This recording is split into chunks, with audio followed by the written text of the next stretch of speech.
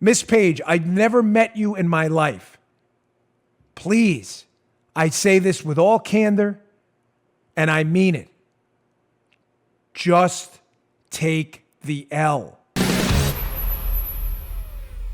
So Lisa Page appeared last night on Roswell Rachel's show on MSNBC, and it was a fiasco. I mean, Roswell hasn't given up on the conspiracy theories yet. I want to play a few cuts from this and reinforce some of the information we've presented to you over the last few days to show you a couple of things.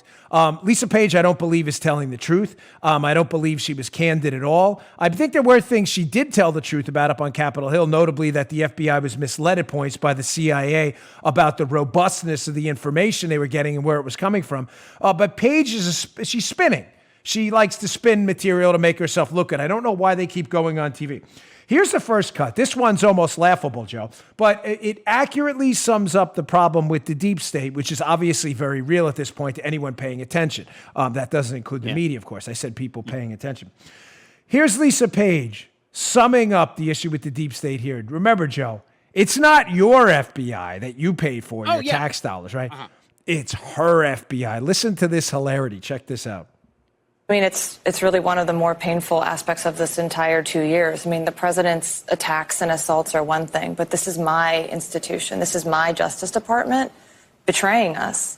And, you know, there's an element of, or this is a claim that, well, this is congressional oversight and we had to do it.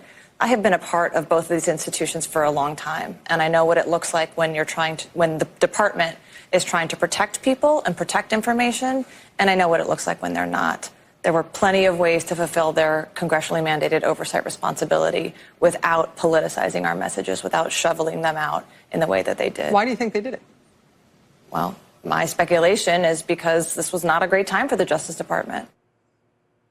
Wait, let me get this straight. We politicized your messages. You were one of the lead FBI lawyers on the biggest political spying scandal in American history based on hoax information you guys failed to vet, while having an affair with a coworker who's investigating Donald Trump, while exchanging text messages hoping he loses 100 million to 1 and about the smelly Walmart people that support him, while doing said text messages over taxpayer-financed FBI phones. And we politicized your texts, and you're wondering why your Department of Justice and FBI put that stuff out there in the interest of transparency? Is this serious? Unfortunately, the answer is yes, it was serious. Yes. Ladies and gentlemen, this woman is delusional. Delusional. Let's just be crystal clear about what is going on here. You, the taxpayer that works for a living, this is your country. It's not hers. She is a taxpayer and one of 330 million like you are.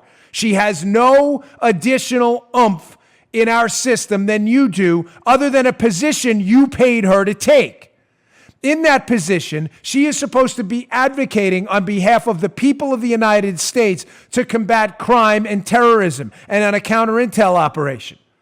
In her role as a lawyer, she forfeited all of those roles to have an affair with her boyfriend and text them about how they wanted a presidential candidate to lose while they were spying on him using easily discredited information from his political opponent. And we politicized it?